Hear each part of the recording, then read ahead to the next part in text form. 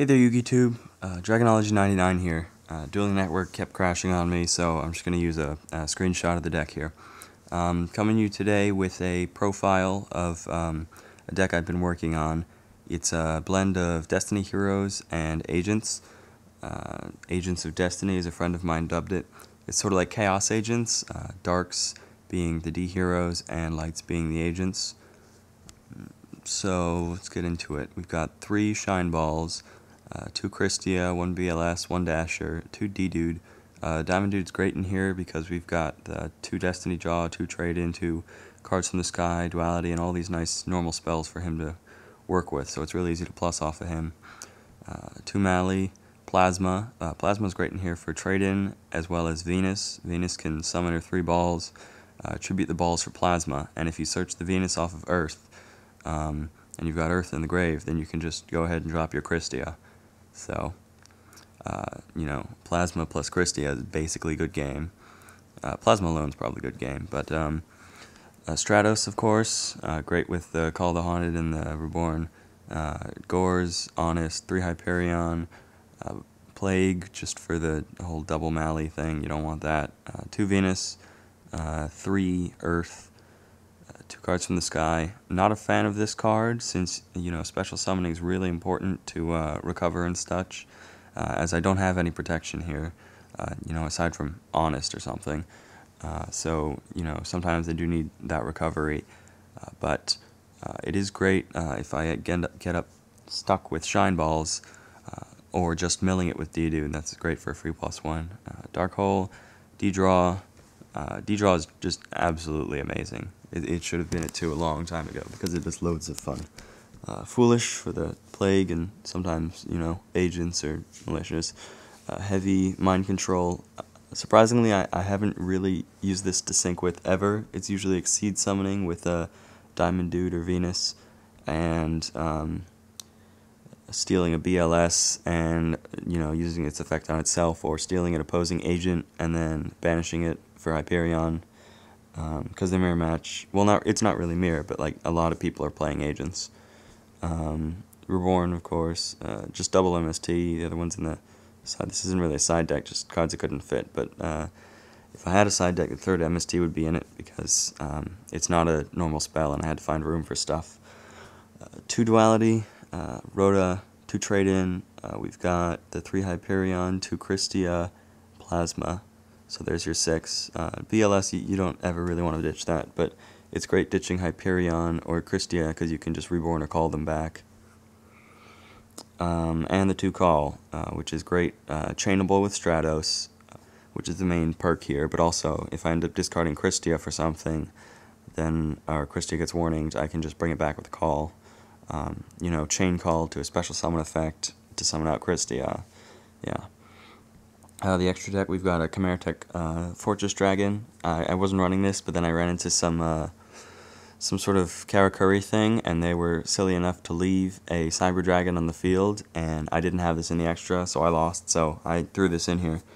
Armory Arm, I've had, one situation where I had Ball and I think it was either Plague or Earth, and Armory Arm would have won it, but I didn't have, he had protection. He let me proxy it, and I had protection because it was a friend of mine, but, it was better than Gachi Gachi, so I decided to throw it in.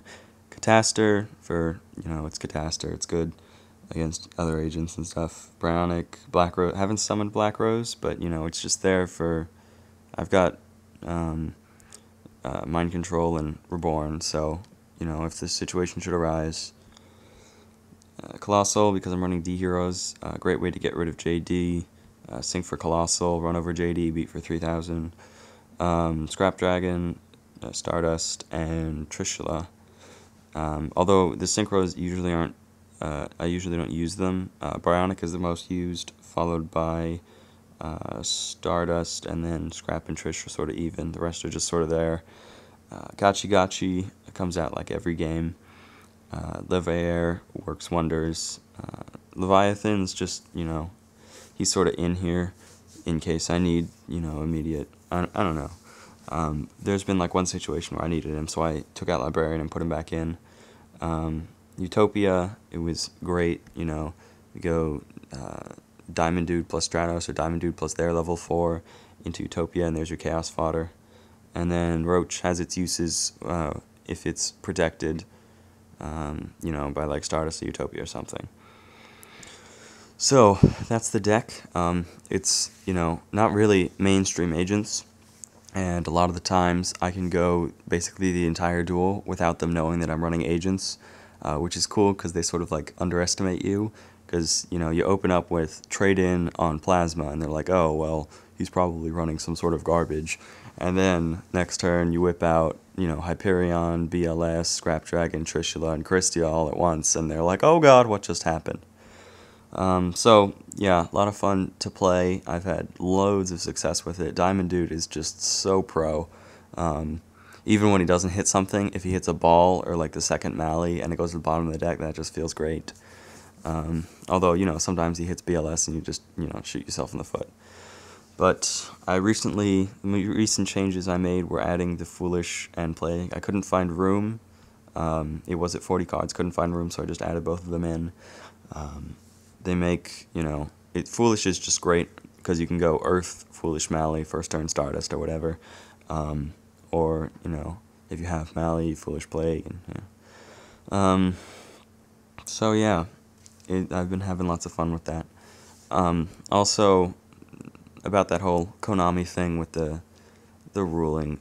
If any of you saw my old videos, basically those are the rulings for the TCG and the OCG.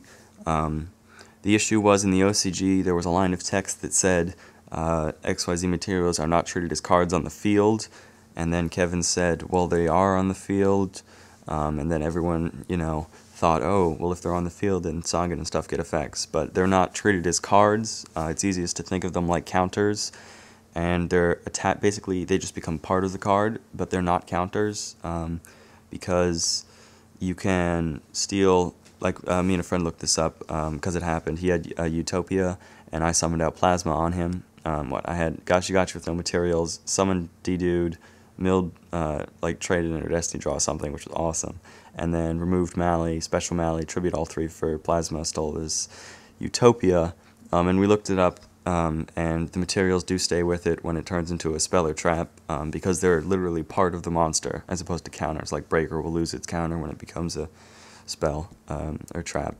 because, you know, they can't hold counters if they're just an equip card.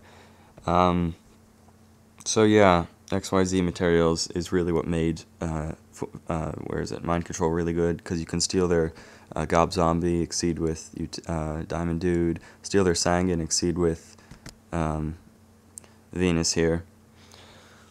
So yeah, that's really all I've got to say.